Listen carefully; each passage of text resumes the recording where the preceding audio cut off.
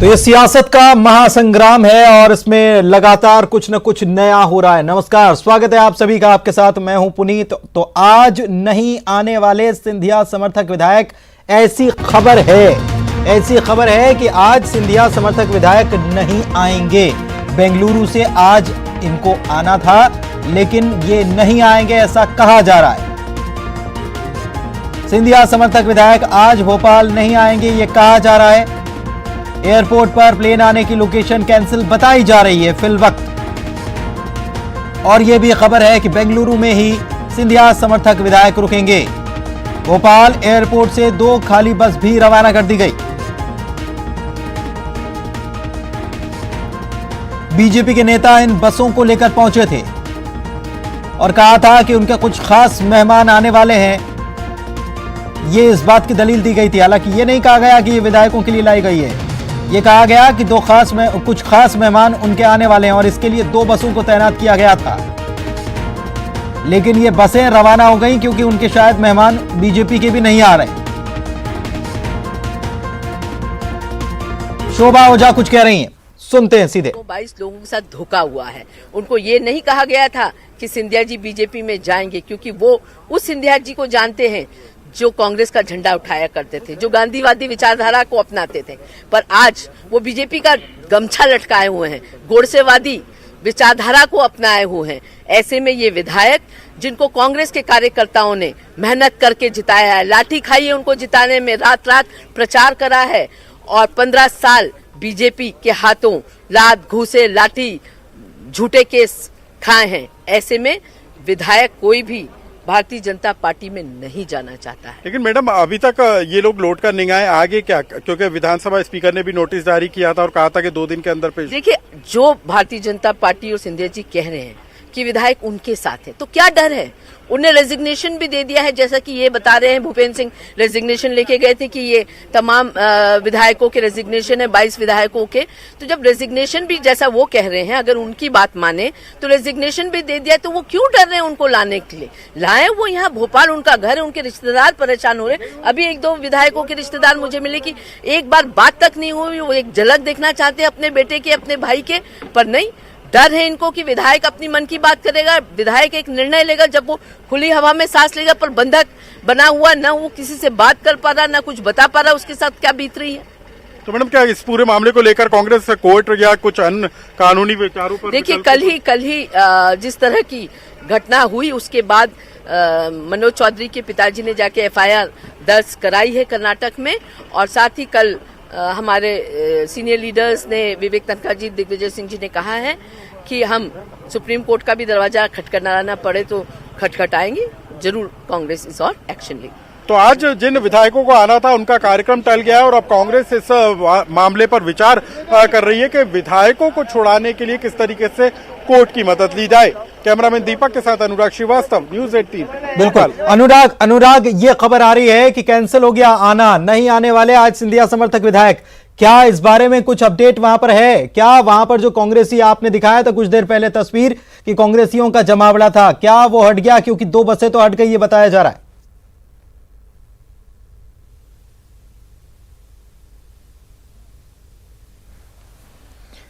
शरद हमारे सहयोगी हमारे साथ जुड़ चुके हैं इस वक्त, उनके पास चलते हैं। लगता है कि अनुराग तक आवाज नहीं पहुंच पा रही। शरद, ये 2 बसें तैनात थी, हटा दी गई, क्या कल आना हो सकता है? और जिस तरीके से किलेबंदी कह सकते हैं, कहना गलत नहीं होगा, कांग्रेस के कार्यकर्ताओं की तरफ से कर दी गई थी, वहां पर बड़ी संख्या में कांग्रेस के कार्यकर्ता मौजूद थे, क्या वो भी अब हट जाएंगे?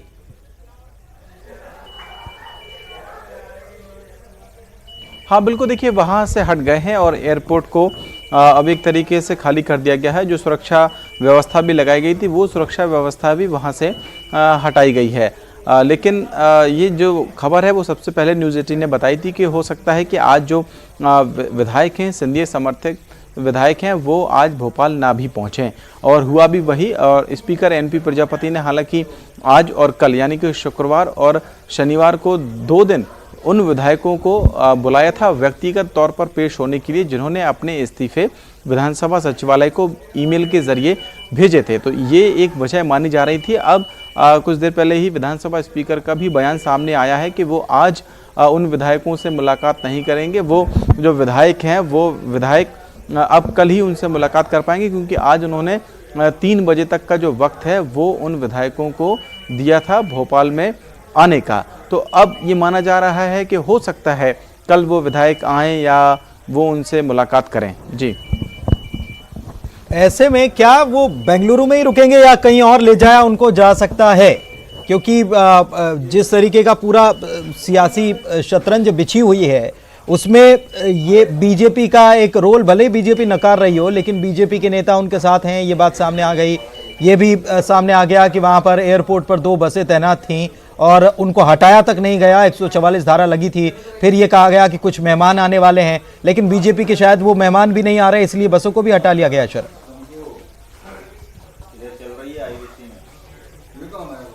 हाँ बिल्कुल, देखिए दरअसल जो भी रणनीतियाँ बन रही हैं वो रणनीति इतनी गोपनीय तरीके से बन रही हैं, उसमें क्या होगा क्या नहीं होगा कोई इन सब बातों का पता लगा पाना तब तक बड़ा मुश्किल हो जाता है जब तक कि कोई टॉप सोर्सेज से जानकारी ना मिले।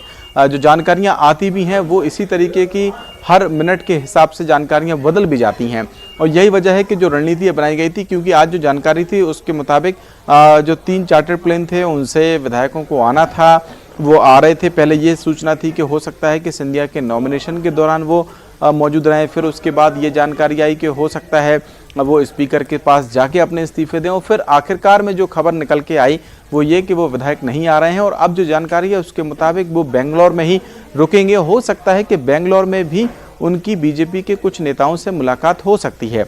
तो ये जानकारी अब तक की है। अब देखना होगा कि आने वाले जो कुछ घंटों में या कल किस तरीके की स्थिति होती है, और ये विधायक क्या वाकई में कल भोपाल पहुंचेंगे या फिर उसी दिन भोपाल पहुंचेंगे जिस दिन बीजेपी चाहेगी। चाहेगी। मनोज हमारे सहयोगी भी हमारे साथ जुड़े हुए हैं, उनसे भी जानकारी ले लेते हैं। मनोज, आप तो एयरपोर्ट पर मौजूद हैं, वहां से क्या बसों को हटा लिया गया? कांग्रेस के कार्यकर्ता भी बाहर मौजूद थे एयरपोर्ट के, क्या वो भी यहां से चले गए हैं?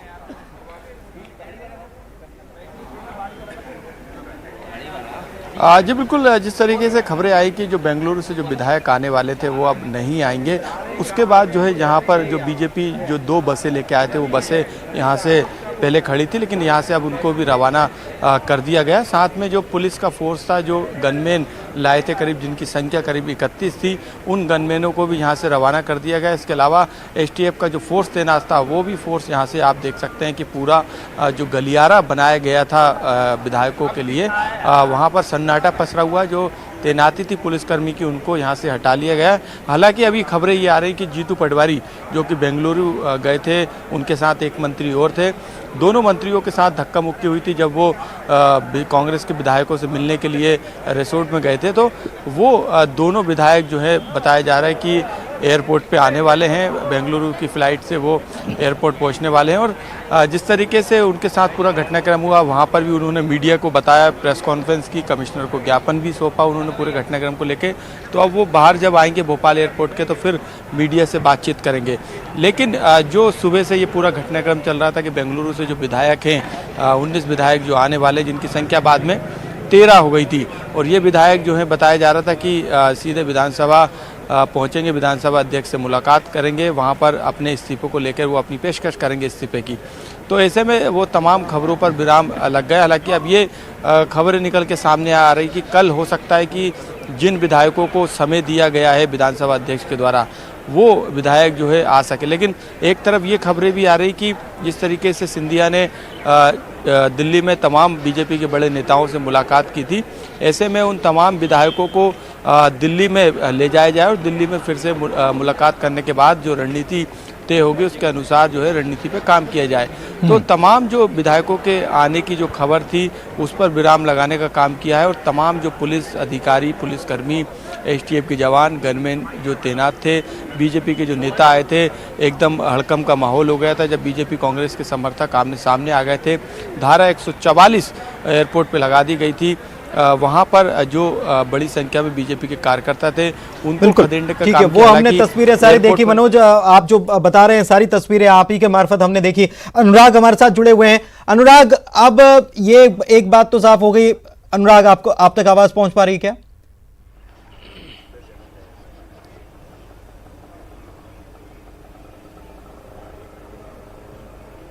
जी बिल्कुल। हाँ अनुराग, एक बात तो ये साफ हो गई, पहले तो मंत्री गायब बताए जा रहे थे। न्यूज़ 18 ने सबसे पहले बताया कि मंत्रियों के फोन नहीं लग रहे हैं, उनसे संपर्क नहीं हो पा रहा है। फिर ये कहा गया कांग्रेस की तरफ से कि वहां होटल में उनके सबके मोबाइल बंद करवा के रखवा लिए गए।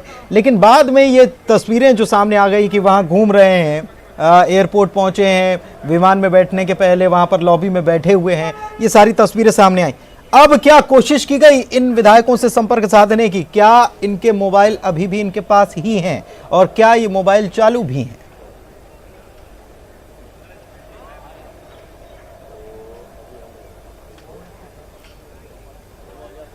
देखिए, यदि बात कांग्रेस की तरफ से करें तो कांग्रेस की तरफ से लगातार संपर्क करने की कोशिश की जा रही है, लेकिन कोई संपर्क नहीं हो पा रहा है।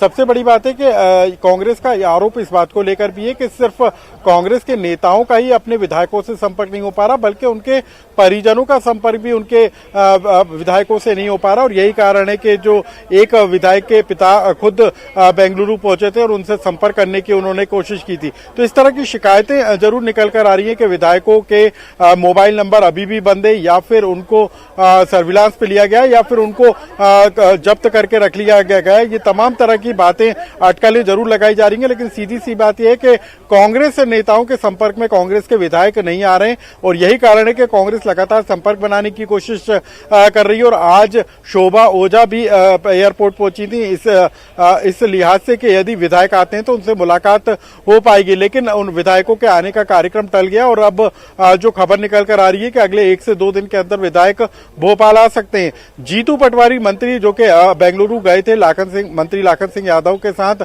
और उन्होंने भी विधायकों के साथ संपर्क करने की कोशिश की थी, वहां उनको कोई सफलता हासिल नहीं हुई। और अब खबर यह है कि जीतू पटवारी और लाखन सिंह यादव कुछ ही देर के बाद भोपाल एयरपोर्ट पहुंचेंगे, यानी कि राजधानी वो वापस लौट आएंगे। तो अब कांग्रेस की नजर पूरे इस मामले को लेकर विधायकों के लौटने पर टिकी है कि विधायक यदि लौट कर आते हैं तो उनसे संपर्क करने की कोशिश। रंजना जुड़ी हुई है, रंजना के पास शायद कोई अपडेट है, सीधे उनके पास चलते हैं। राजभवन के बाहर वो मौजूद हैं, नरेंद्र सिंह तोमर भी गए थे मिलने के लिए राज्यपाल से। रंजना, कुछ अपडेट आपके पास?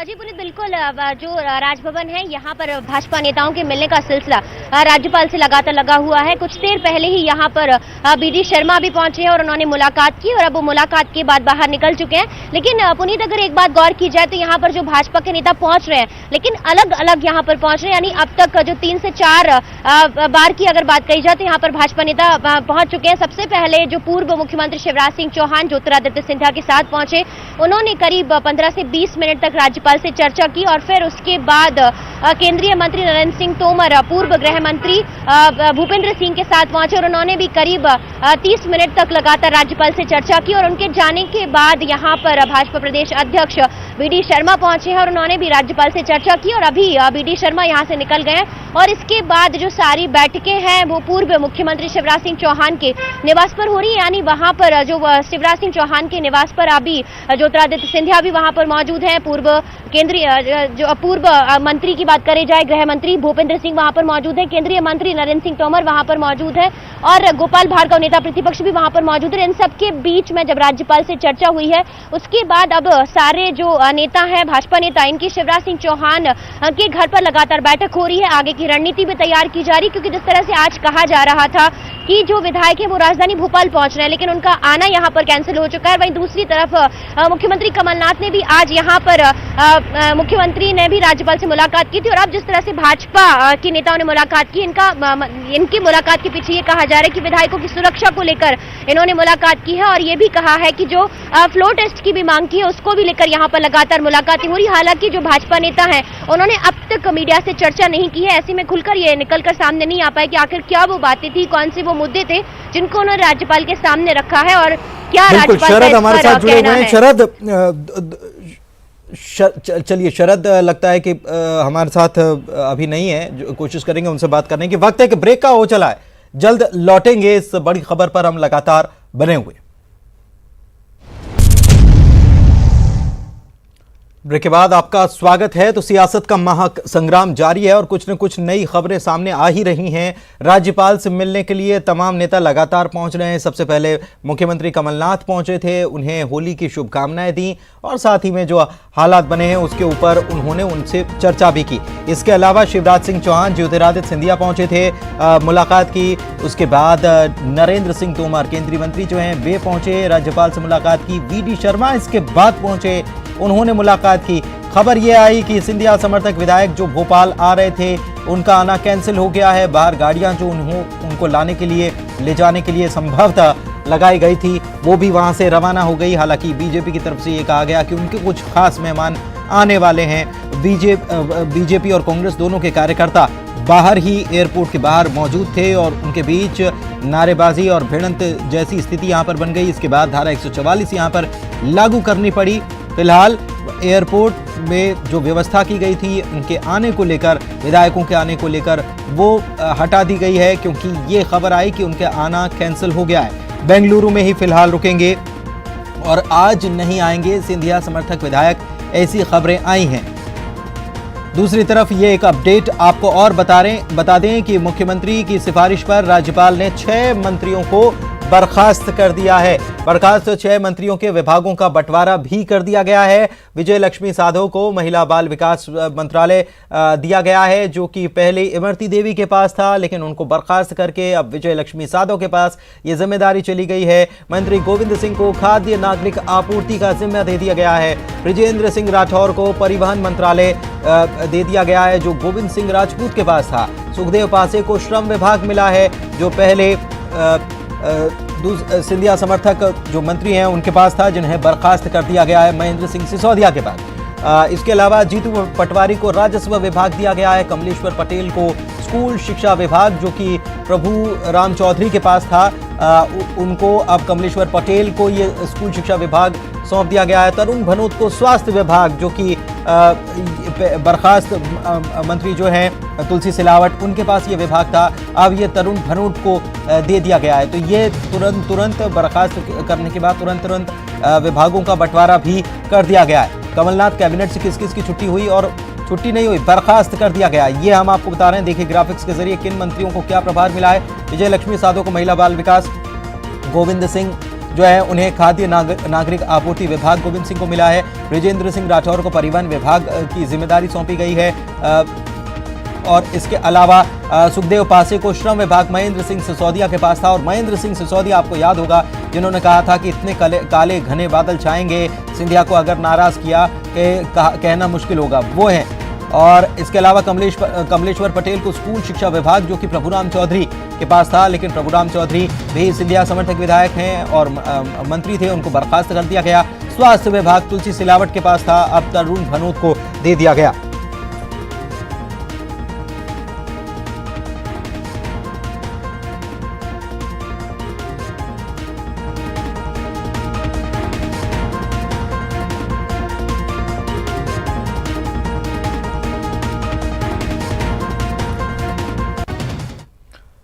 और रुक रहे हैं एक ब्रेक के लिए, जल्द लौटेंगे।